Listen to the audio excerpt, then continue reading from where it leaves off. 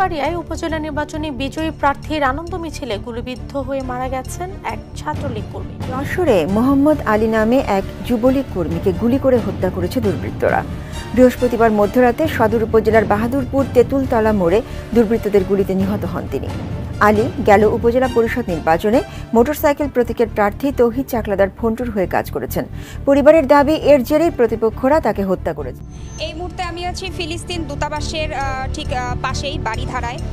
আমরা যতটুকু আইন শৃঙ্খলা রক্ষাকারী বাহিনীর কাছ থেকে জানতে পেরেছি যে এখানে পুলিশের গুলিতে ইতোমধ্যে একজন পুলিশ নিহত হয়েছেন, এছাড়াও একজন পথচারী আহত হয়েছে বলে আমরা পুলিশের কাছ থেকে জানতে পেরেছি।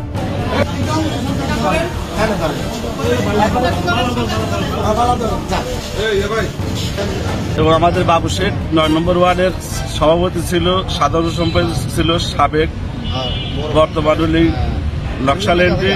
কিছুদিন আগে ওনার চাচাতো ভাই রাজ্জাক নকশালকে গুলি করে মারে এবং বাবুকে মারার জন্য বাবু পরিবারকে, দুটো ভাই এবং বাপেকে হত্যা করছে। এর আগে